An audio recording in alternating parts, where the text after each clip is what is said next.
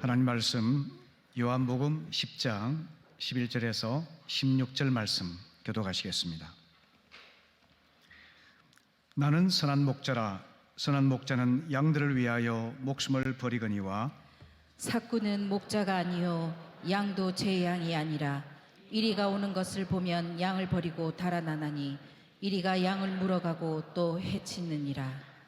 달아나는 것은 그가 삭군인 까닭에 양을 돌보지 아니함이나 나는 선한 목자라. 나는 내 양을 알고 양도 나를 아는 것이 아버지께서 나를 아시고 내가 아버지를 아는 것 같으니 나는 양을 위하여 목숨을 버리노라.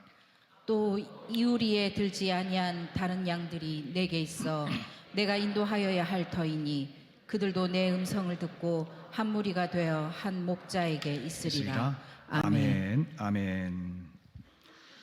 네, 오늘은 목자주일로 지킵니다. 교회학교 교사 선생님에서부터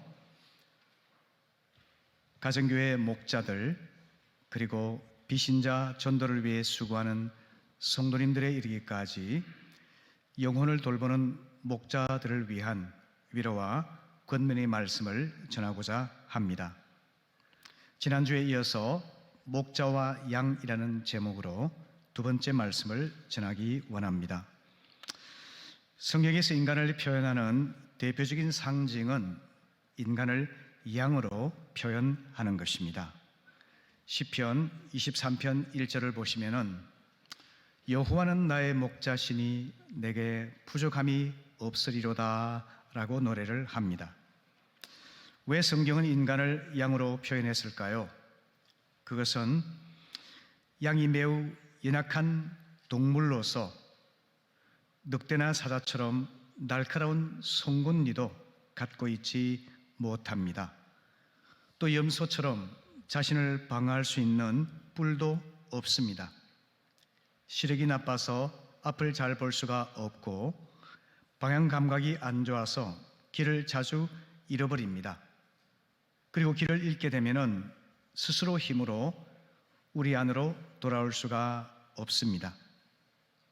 그럴 때 길을 잃은 양은 생존의 위기에 빠지는데요. 무덥고 메마른 사막지대에서 물을 구하거나 꿀을 먹지 못해서 이제 위기에 처하게 됩니다. 갑자기 날씨가 변해서 폭풍을 만나거나 벼락을 만나서 죽기도 합니다. 곳곳에 위험한 궤곡이 놓여 있습니다. 또 사나운 짐승이나 도둑의 위험이 도사리고 있습니다.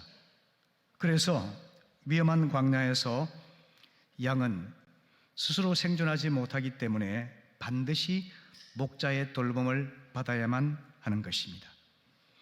그처럼 성경은 양처럼 연약한 존재가 바로 인간이라고 말씀을 합니다. 창조주 하나님을 의지하는 믿음으로 살아가면서 하나님의 선하신 돌봄을 받고 풍성한 생명을 누리는 것이 인간의 본분이라는 것을 알려주고 있는 것입니다. 오늘 예배 참석하신 모든 성도님들이 우리가 하나님 앞에서 양과 같은 존재임을 깊이 깨닫고 믿음으로 살아갈 수 있기를 바랍니다. 아멘. 그런데 이사야 53장 6절의 말씀처럼 우리는 다 양 같아서 그릇 행하여 각기 제 길로 갔거늘 이렇게 말씀하고 있지 않습니까? 양이 길을 잃어버리고 방황하듯이 인간은 하나님 품을 떠나서 자기 생각과 고집대로 살아가면서 고통을 겪고 불행을 겪을 때가 참 많이 있습니다. 이것이 바로 인간을 비참하게 만드는 죄라고 성경은 말씀하고 있습니다. 이런 위험을 인식을 하면서 우리는 목자 되신 주님을 의지하는 믿음으로 살아가야 할 것을 가르쳐주고 있는데요. 오늘 본문 11절에서 주님께서는 나는 선한 목자라. 선한 목자는 양들을 위하여 목숨을 버리거니와 이렇게 말씀하십니다. 양들을 돌보아 주시고 책임져 주실 뿐만 아니라 양들을 위해 자기 목숨을 버리시는 그 희생이 목자 되신 예수 그리스도의 모습이라는 것입니다. 우리는 주님을 본받아서 목자의 삶을 배우는 견습 목자입니다. 견습 목자는 훈련을 잘 받으면 선한 목자가 될 수 있지만 올바로 배우지 못하면 돈만 받고 양을 건성으로 돌보는 삭군 목자가 되기 쉽습니다. 평시에는 삭군과 목자를 구분하기가 어렵죠. 하지만 위험이 닥치게 되면 알 수가 있습니다. 삭군은 양을 생명으로 생각하지 않고 재산으로 보는 사람이죠. 그래서 양들을 먹이기 위해서 어느 정도의 노력은 하지만 자신의 생명이 위험에 처하거나 자신에게 손해가 온다고 생각할 때는 양들을 버리고 도망가고 마는 것입니다. 반면에 목자는 최선을 다해서 양을 돌보고 양을 책임질 뿐만 아니라 심지어 자기의 목숨을 희생하기까지 하는 존재이죠. 양을 치는 들판에는 양을 훔쳐가는 도둑들이 있습니다. 또 늑대와 같은 맹수가 양을 죽이기도 합니다. 이럴 때 삭군은 자기 생명의 안전을 위해서 도망을 가지만 목자는 끝까지 양을 지키기 위해서 도둑과 싸우고 맹수와 싸우다가 목숨을 잃기도 하는 것이죠. 바로 주님께서 12절에서 말씀하신 것이 바로 이런 목양의 현실을 잘 보여주고 있는 것입니다. 삭군은 목자가 아니요 양도 제 양이 아니라 이리가 오는 것을 보면 양을 버리고 달아나나니 이리가 양을 물어가고 또 해치느니라, 이렇게 말씀하는 것이시죠. 그런데 여러분, 중요한 것이 있습니다. 삭군이나 목자는 신분이라기보다는 마음의 상태를 나타내는 표현이라는 것입니다. 오늘 이 시간 자신의 마음을 정직하게 돌아볼 수 있기를 바랍니다. 혹시 내게는 양을 건성으로 대하거나 또는 양을 돌보고 희생하기보다는 양을 이용해서 이익을 취하려는 마음이 있지 않은지, 돌보는 양의 성품이 거칠거나 반항적이어서 상처받기 싫어서 외면하거나 무시한 적은 없는지, 안전하게 우리 안에 있는 양들뿐만 아니라 길을 잃고 방황하는 우리 밖의 양들에 대해서 깊은 관심을 가지고 애통하는 마음으로 기도하며 사랑의 수고를 감당했는지, 저 자신부터 하나님 앞에서 회개하며 새롭게 우리 마음을 다져보아야 할 때라고 생각을 합니다. 영혼을 돌보는 목자로서 우리는 자신에게 맡겨진 양이 내 양이 아니라 주님의 양이라는 사실을 깊이 인식해야만 하겠습니다. 원목자이신 주님께서 나에게 돌보라고 임시적으로 맡겨두신 양이라고 하는 것입니다. 그 양은 나의 소유물이 아닙니다. 주님께서 거룩한 피로 값주고 사신 존귀한 자인 것이죠. 그렇기 때문에 한 사람도 함부로 취급하거나 소홀히 대해서는 안 된다는 것이죠.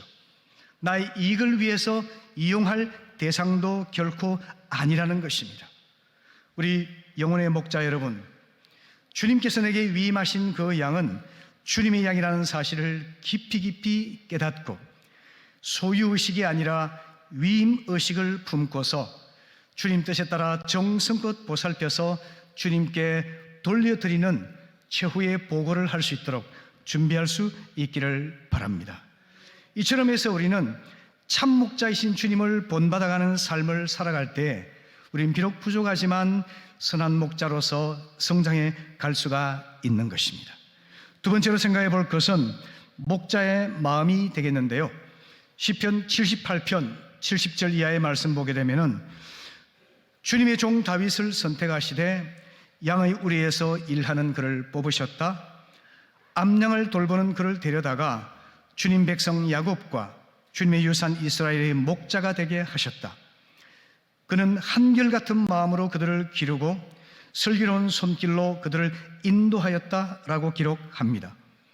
양을 치는 다윗이 이스라엘 백성 전체를 이끄는 목자로 택함받은 이유가 무엇인지를 설명하는데요. 그것은 바로 목양의 리더십이라고 하는 것입니다. 목양의 리더십에는 두 가지 요소가 있는데요. 한결같은 마음, 다시 말하면 진실하고 성실한 마음이죠. 그 다음으로는 슬기로운 손길인데요, 그것은 능숙한 목양의 기술이 되겠습니다. 목양 리더십에는 이 두 가지 요소가 잘 어울려야 되지만 특별히 기술 이전에 마음의 상태, 다시 말하면 양을 대하는 태도가 바로 가장 중요한 목양 리더십의 핵심이라고 하는 것입니다. 리더십이라는 단어는 배를 운항하는 리더의 기술을 의미하지 않습니까? 리더십. 그런데 마음가짐이 잘못되면 이 기술은 아무 소용이 없는 것이죠. 그래서 요즘은 리더십을 리더심이라고 표현하기도 합니다. 목자에게는 목양의 성공적인 결과보다는 마음을 다하는 성실한 과정이 더 중요하다는 것입니다.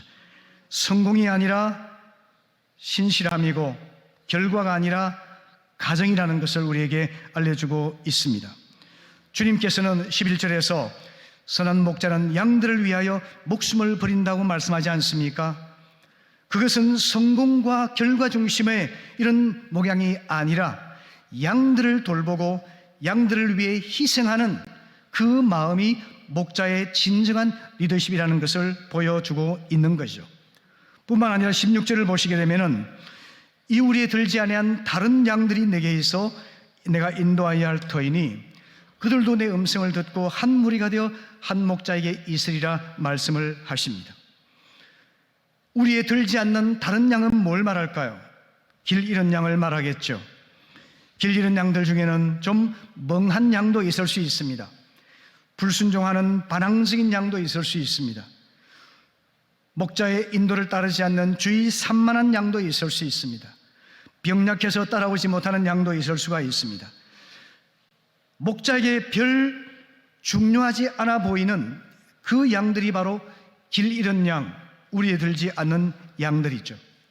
그런데 주님께서는 목자는 그런 양들을 위한 수고를 기꺼이 감당할 수 있을 때 참된 목자가 될 수 있다 말씀하고 있는 것이죠.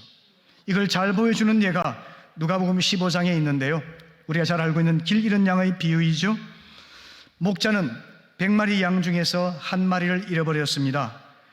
그리고 최소한의 비상조치를 다한 다음에 99마리를 남겨두고 잃어버린 양을 찾으러 떠나게 되죠. 경제관점에서 본다면 양 한 마리가 없어져도 99마리가 그대로 있으니까 별 쓸모없어 보이는 양 한 마리 때문에 마음을 졸이고 희생하고 수고할 필요는 없지 않는가 생각할 수가 있을 것입니다. 이런 양을 찾으러 나섰다가 시간만 낭비하거나 99마리가 위험에 처할 수도 있지 않습니까? 그리고 강도를 만나거나 맹수를 만나서 목자 자신의 생명을 잃어버릴 수도 있지 않겠습니까? 이런 여러 가지 현실적이고 합리적인 이유를 들어서 목자가 이런 양을 찾기를 포기한다고 해도 누가 비난하지는 않을 것입니다. 하지만 목자는 그렇게 하지 않습니다.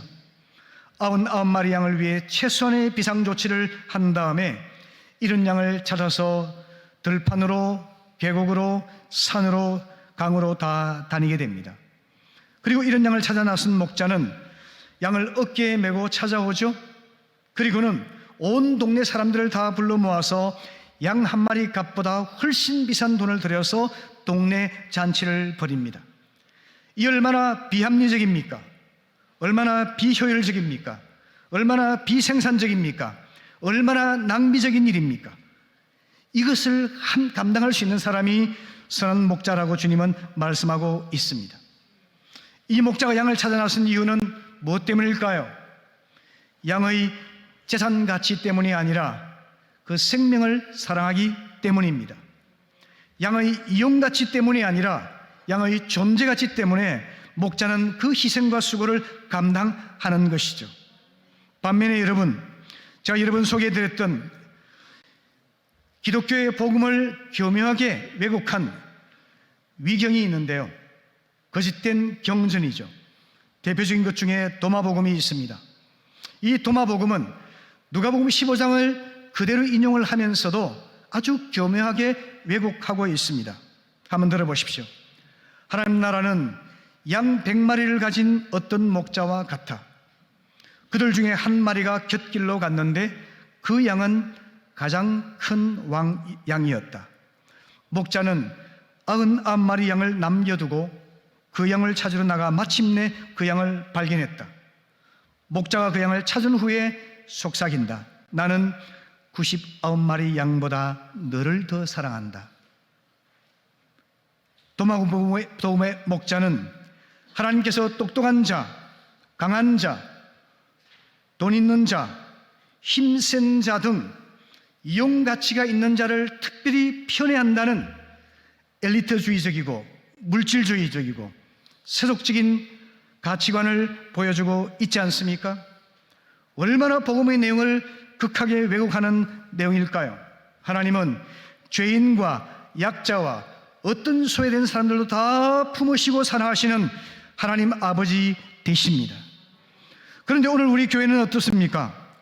비록 교리적으로는 복음적인 건전한 교리를 갖고 있다 할지라도 실제 교회 목양의 현실에서는 도마복음의 왜곡된 목양관을 가지고 행하는 경우가 있지 않나요? 우리 교회 안에서 가난하고 늙고 병들고 연약하고 힘없는 자들이 과연 우리의 목숨을 걸고 돌보아야 될 소중한 생명으로 우리가 여기고 있습니까? 아니면 경제적으로 안정되고 교양 있고 세련된 중산층들의 우리의 관심이 편중되고 있습니까? 담임 목사인 저부터 우리 모두가 깊이 돌아보면서 하나님 앞에 자신의 마음을 성찰하는 시간이 될 수 있기를 바랍니다. 이처럼 연약한 사람을 위해서 시간과 물질과 심지어 자기의 목숨마저도 바칠 수 있는 이런 목자의 마음, 이것이 바로 목양 리더십의 핵심이라고 하는 것입니다. 어떤 분들은 이것을 편애가 아니냐라고 생각하는 분이 있을 것입니다. 물론 사회적 편애는 더 많은 갈등을 가져왔고 사회가 크게 분열되도록 조성했던 점들이 있죠. 그러나 여러분 잘 생각해 보십시오. 목자가 우리 밖에 길 잃은 양을 위해 온갖 수고와 희생을 다하는 것은 편애가 아니라 선애라고 저는 해석을 합니다. 편애는 치우친 사랑이고 갈등과 분열을 조성하죠. 하지만 선애는 우선순위에 따른 질서 있는 사랑입니다. 그리고 그것은 모든 사람을 사랑하시는 공평한 하나님의 사랑을 이루어내는 과정이라고 하는 것입니다. 우리 교회는 길 잃은 양을 우선적으로 사랑함으로써 모두가 하나님의 목장 안에서 풍성한 삶을 누리는 복된 교회가 될 수 있기를 바랍니다. 아멘. 세 번째로 양을 돌보는 일의 중요성에 대해서 말씀을 나누려고 하는데요. 필립 켈러라고 하는 분이 있습니다. 이분은 아프리카 선교사의 아들입니다. 평생을 평신도로서 섬겼습니다. 선한 목자이신 예수님의 목양 원리를 배우기 위해서 양 30마리를 사서 8년간 실제로 목양을 했습니다. 그리고 그 결과로 쓴 책이 바로 양과 목자라는 책인데요. 이 이야기의 바탕에서 제가 세 가지를 짤막하게 말씀을 드리겠습니다. 실제적인 목양을 위해서 필요한 것이 뭐냐면 첫째는 양을 이해하는 것입니다. 목자는 양마다 개별적으로 이름을 불러주고 양의 귀에다가 인식표를 달아준다고 합니다. 그리고 양을 개별적으로 불러주면 양은 목자의 음성을 알아듣고 따라온다는 것입니다. 어떤 경우에는 벌판에서 여러 목자들이 양들을 섞어서 키우는 경우도 있다고 하지요. 하지만 어떤 경우에도 양들은 자기 목자의 음성을 알아듣고 반드시 그 목자만을 따라간다고 하는 것입니다. 어떤 경우는 목자가 다른 목자의 옷을 입고 양을 부르기도 하고 어떤 경우는 다른 사람이 자기 목자의 옷을 입고 양을 부르기도 합니다. 하지만 옷이나 다른 외형에 의해서 좌우되지 않고 양은 반드시 자기 목자의 음성을 따라서 순종하게 된다는 것입니다.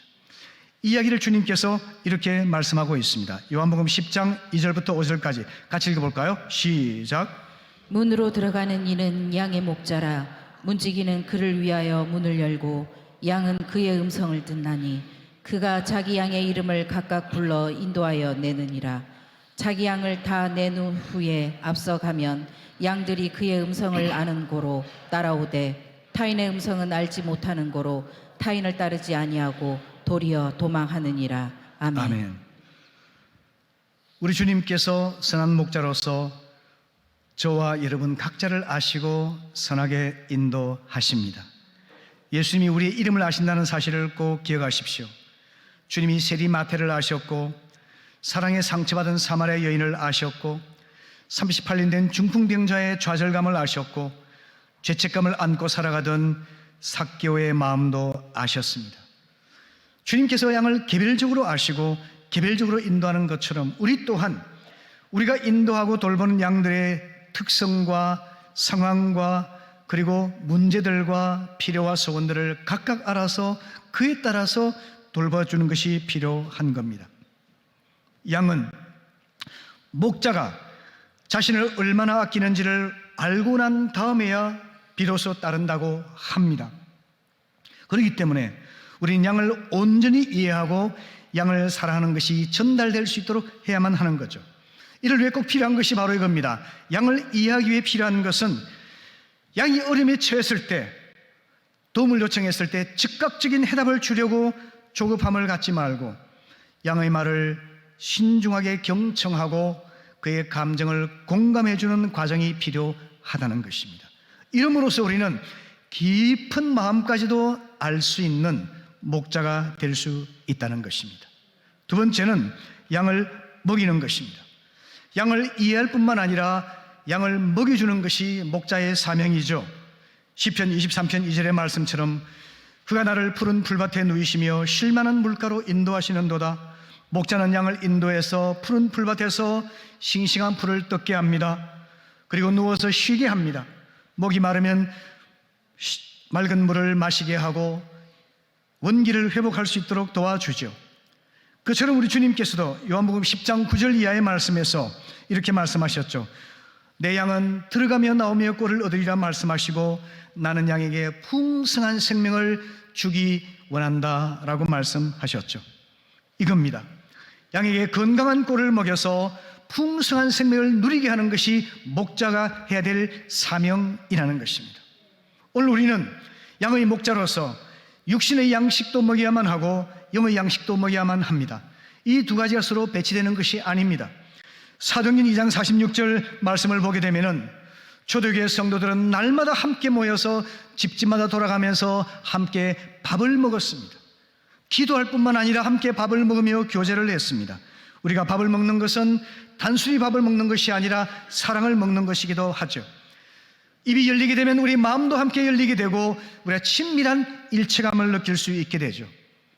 그래서 우리가 이끄는 양들을 위해서 밥을 사주고 함께 밥을 먹고 함께 대화하며 교제하는 것이 정말 중요한 것입니다.